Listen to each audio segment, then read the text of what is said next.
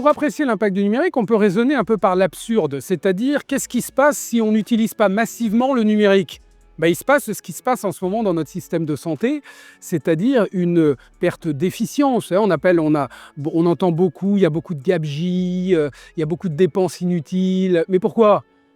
Personne ne veut des dépenses inutiles, c'est parce qu'on a une perte de productivité, on peut appeler ça, ou d'efficience, qui est largement due à la sous-utilisation du numérique. Janvier 2025, l'assurance maladie sort un nouveau carnet de santé pour les enfants, très bien, magnifique, disponible uniquement en version papier. Donc vous imaginez un petit peu comment est-ce que ce système de santé a raté un certain nombre de virages, dont le virage du numérique. Alors, la bonne nouvelle, c'est que tout ça peut s'inverser, mais c'est une course contre la montre. Pourquoi est-ce que le numérique est une des clés de la transformation du système, même si ce n'est qu'un outil?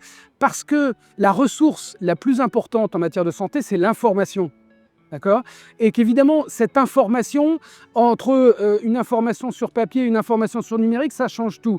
La deuxième raison pour laquelle le numérique est clé, c'est qu'un des objectifs de la transformation du système de santé, c'est de donner du pouvoir aux individus. C'est la notion d'empowerment, puisqu'il faut passer d'un système géré par l'offre à un système géré par la demande. Il faut rendre l'individu le plus autonome et le plus sachant possible. Donc, on a vu d'abord que c'était très important pour optimiser le numérique, la productivité des soins, mais c'est aussi la clé pour réussir cette évolution vers une autonomie des individus, pour rester en bonne santé et pour bien vivre lorsqu'on a une pathologie, notamment des pathologies chroniques. Donc, on voit que le numérique est une des clés de la réussite. Alors, ce n'est pas la seule raison, évidemment, des difficultés de notre système de santé, mais on se targue d'avoir des bases de données uniques au monde à l'assurance maladie, sauf qu'on n'en fait rien. Vous voyez ? Et donc, alors maintenant arrive l'intelligence artificielle, mais on sait bien que lorsqu'on est faible sur le numérique, on ne peut être que faible sur l'intelligence artificielle. Donc, il est urgent non pas de lancer un plan numérique, mais de lancer un plan de transformation de notre système de santé qui mette le numérique comme une des clés de transformation. C'est ça qu'il faut. On peut pas, ça n'existe pas la transformation. On a cru qu'on allait décloisonner les secteurs avec le numérique, qu'on allait régler le problème de notre cloisonnement entre l'EHPAD, l'hôpital, la ville et le tout. On dit non mais c'est pas grave, il va y avoir le numérique. Mais le numérique ne décloisonne rien en lui. Le seul décloisonnement, il peut être qu'humain, accompagné du numérique. Le numérique doit suivre l'humain. Mais à partir du moment où vous conservez le cloisonnement des soignants à l'hôpital, des soignants en ville qui ne sont pas les mêmes, vous ne décloisonnez pas. Vous voyez ? Donc, à la fois, le numérique est une des clés, mais c'est une des clés qui ne peut pas, par elle-même, assurer la bascule. On appelle ça le paradoxe de Solow. Solow, qui est un économiste qui avait, dans les années 90, fait un travail statistique et qui avait dit « mais je vois des ordinateurs partout, sauf dans les chiffres ».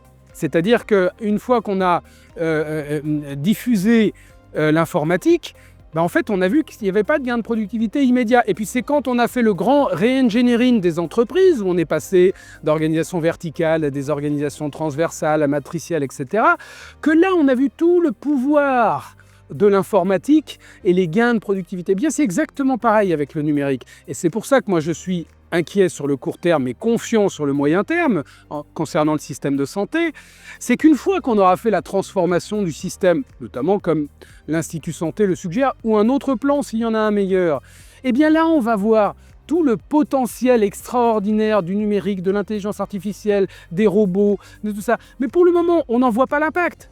On voit du numérique, mais ça n'impacte pas la performance du système de santé.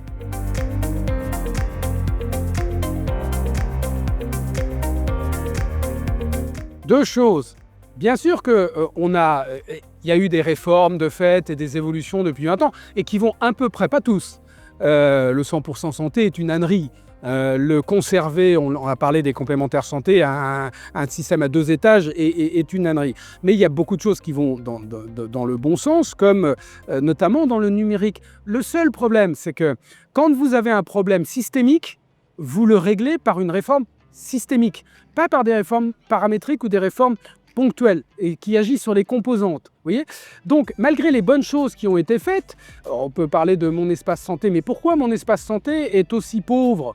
Il est là, l'outil est là en fait. On peut se dire, mais pourquoi est-ce que nous ne sommes pas tous en train d'utiliser la chose? Parce qu'on ne l'a pas rendu systémique.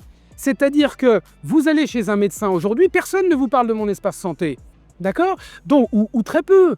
Parce qu'à partir du moment où vous n'êtes pas à 100% d'utilisation ou à 95% d'utilisation, vous n'avez pas d'impact sur le système. Vous voyez? Donc, bien sûr qu'il y a des gens... Alors, ne pas le rendre systémique creuse les inégalités. Parce que ce sont ceux qui ont le plus de facilité et de capacité qui vont s'emparer. Parce qu'eux, ils s'emparent des innovations. Ils utilisent les innovations. Voilà, ils se désolent que ça ne soit pas disponible pour tout le monde. Donc, vous créez les inégalités. Donc, nous avons à peu près tous les outils qui existent. Encore une fois, c'est pour ça que je suis confiant sur le moyen terme. Parce que dès qu'on aura fait cette réforme, tout existe, quasiment.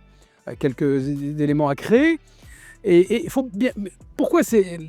Il faut bien comprendre la notion de stratégique. Là, en termes d'économie de santé, il faut passer à une approche de dépenses courantes vers une approche d'investissement social. Il faut investir dans l'individu. On l'a fait dans un risque social qui est le chômage. 2018, le plan d'investissement compétences, 15 milliards d'euros sur la table. On s'est dit, il faut qu'on arrête d'essayer d'agir en aval du risque, c'est-à-dire en essayant d'améliorer le système d'assurance chômage. Il faut qu'on investisse en amont sur l'humain. Eh bien, on a mis 15 milliards sur les compétences. C'est pas étonnant qu'on n'a jamais vu le chômage autant baisser malgré la faible croissance que là. C'est exactement la même chose sur le risque santé. Il faut investir en amont. Et dans cet investissement, il y a évidemment de l'éducation à la santé et du numérique qui doit être utilisé massivement. Massivement. Donc, c'est pour ça que le numérique est un outil fondamental, indispensable, avec un potentiel de rendement exceptionnel, mais qui ne pourra exprimer ce potentiel qu'avec la bonne stratégie de gestion du risque.